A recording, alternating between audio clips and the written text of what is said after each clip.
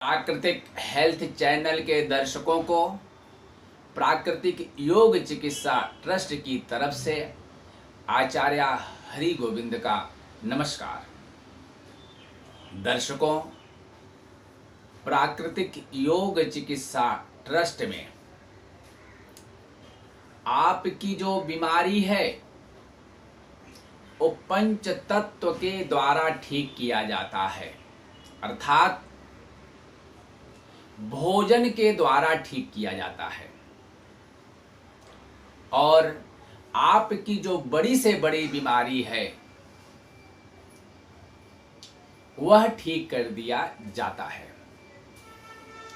और जब आप भोजन से ही अपने बीमारी को नियंत्रण कर लेते हैं, अर्थात आपकी जो दवाई है भोजन ही होती है, पंच तत्व ही होता है, अर्थात आपका एक भी रुपया आपके दवाई के पीछे नहीं खर्चा होता है। बस आपको प्रकृति ने जिस तरीके से आपके शरीर को बनाया हुआ है और उसके जो नियम हैं और जिन 5 तत्वों के द्वारा और भोजन तत्व से ये शरीर स्वस्थ रहता है, आरोग्य रहता है, उन्हीं नियमों को आपको पालन करना होता है। जैसा कि आज पाठ 2 में मैं आपको बताऊंगा कि हमारे शरीर में, आपके शरीर में 5 प्राण होते हैं। वो मैं आपको पार्ट 1 में बताया। अभी ये जो 5 प्राण हैं, जैसे हम प्रथम बात कर रहे हैं मुख्य प्राण की। मुख्य प्राण जो है वो हमारे हृदय में वास करता है और चलता किससे है, जीवित किससे है? वायुदेव से, पवन देव से। और यह जो वायुदेव है, आकाश मंडल से जो वायु आती है उसी से प्राण जीवित रहता है। अब हम बात करते हैं आज कि जो हृदय रोग में, अर्थात हार्ट की जो बीमारी है, क्यों आती है। दर्शकों, हमारा जो शरीर है वो प्राणवायु से चलता है और प्रकृति ने प्राणवायु की मात्रा निश्चित किया हुआ है। जैसे समझो अभी आपको दमा की बीमारी आ गई। अब दमा की बीमारी आ गई तो अब उसे कैसे आप ठीक करोगे? और दमा की बीमारी आई कैसे? दमा की बीमारी कैसे आती है, पहले मैं आपको वह बता रहा हूं।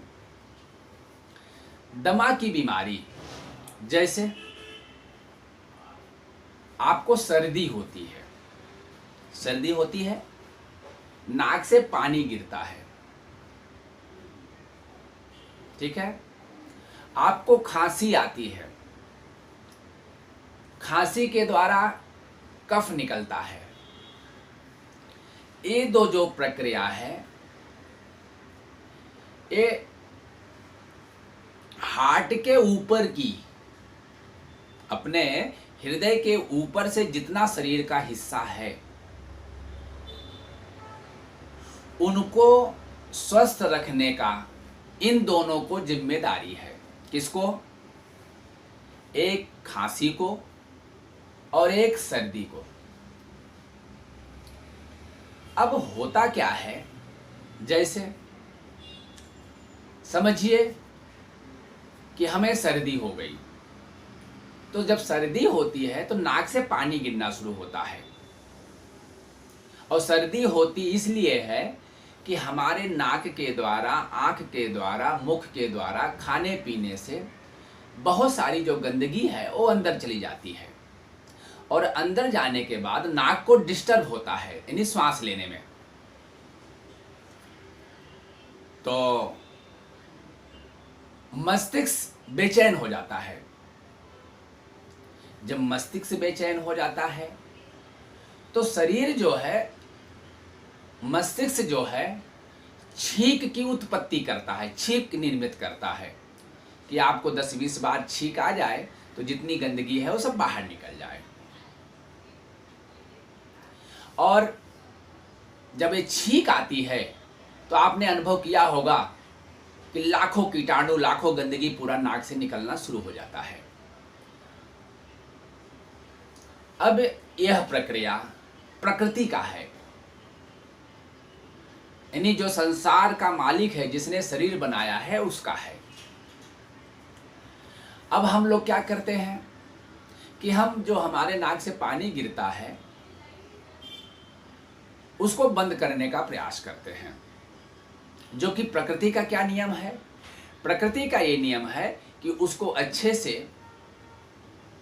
जितनी बार छींक आती है, जितना खांसी आ रहा है, पानी को पी पी करके, गर्म पानी पी पी करके उसको बाहर निकालें। जो व्यक्ति ऐसा करता है उसका जो प्रॉब्लम है वो खत्म हो जाता है, उसको दमा की बीमारी नहीं आती है। परंतु जो इसको बंद करने का प्रयास करता है उसी को दमा की बीमारी आती है। अब हमारे यहाँ प्राकृतिक योग चिकित्सा ट्रस्ट में इसका इलाज कैसे करते हैं वो मैं आपको बता रहा हूं। जैसा कि आपने सुना होगा, कफ, पित्त, वात, ये 3 विकार हैं शरीर में। अब होता क्या है कि जब छींक और खांसी आई तो शरीर ने पूरा कफ, पूरी गंदगी तो निकाल नहीं पाया, वो गंदगी अंदर रुक जाती है। और जब गंदगी रुक जाती है तो जो कफ का आवागमन है नलियों में, उसको बाधित करती है, उसको रोकती है। उसको रोकने के बाद अब कफ जो है, जैसे हमारे नाकों के माध्यम से धूल, मिट्टी, कंकड़, पत्थर, लोहा, कांच का टुकड़ा, सीमेंट, रेती, बालू, आटा, पाउडर, केमिकल, पेट्रोल, डीजल, इन्हें सब अंदर जाता है। अब वो क्या करते हैं, कफ को बाधा उत्पन्न करते हैं। तो कफ कैसा होता हो आप जानते हो ना, चिकट चिकट, वाइट वाइट, वो उन्हीं गंदगियों में मिक्स हो जाता है और जो श्वास नली है उसको जाम करने लगता है। तो हमारे यहाँ क्या करते हैं कि उसको बाहर निकालते हैं, उस गंदगी को बाहर निकालते हैं, क्योंकि उसका सही इलाज यही है कि गंदगी को बाहर निकाल दो, श्वास आना जाना सही हो जाएगा, दमा बीमारी खत्म हो जाएगी। यही प्रक्रिया करते हैं। और क्या करते हैं, दूसरा ये करते हैं, चूंकि जब दमा हो जाता है तो श्वास जितनी मात्रा में हृदय को चाहिए, हार्ट को चाहिए, वो नहीं मिलता है। और साथ ही जैसा कि मैंने कहा कि शरीर में 5 प्राण हैं, तो एक तो हार्ट को नहीं मिलता है और दूसरा उदान प्राण को नहीं मिलता, क्योंकि इनकी जो मात्राएं हैं सब निश्चित है। और जब इनको नहीं मिलता है तभी दमा का रूप पकड़ता है। तो अभी इसकी जो प्रक्रियाएं हैं, हम लोग यानी प्राकृतिक योग चिकित्सा में विराट क्रिया कराते हैं और विराट क्रिया करा के उनका जो ऑक्सीजन लेवल है, जो श्वास लेवल है, उसको हम बढ़ा देते हैं। यानी क्या करते हैं, फिर से सुनिए, गंदगी को बाहर निकालते हैं, नली को साफ करते हैं। नली को साफ करने के बाद जो श्वास लेवल है उसको जितनी मात्रा में हृदय को चाहिए वो कर देते हैं। यही इलाज हम लोग करते हैं। और इस साथ में क्या करते हैं, जो पंच तत्व की प्रक्रिया है, क्योंकि पंच तत्व क्या करता है कि शरीर को मेंटेन रखता है। सही मेंटेनेंस जिसको बोलते हैं कि शरीर की मेंटेनेंस क्या है, पंच तत्व है। अगर आप पंच तत्व की मात्राएं का जो नियम बना हुआ है उसको आप करते रहो तो आपका जो शरीर है वो मेंटेन रहता है, अर्थात कोई बीमारी नहीं आती है और कोई बीमारी होती भी नहीं है। तो इस तरीके से हम लोग दमा की बीमारी को ठीक करते हैं, अर्थात मुख्य प्राण की बीमारी को ठीक करते हैं। अब इनमें बहुत समय नहीं जाता है। अगर मान लो आपको किस तरह की बीमारी है उसी के आधार पर क्रियाएं करनी पड़ती है।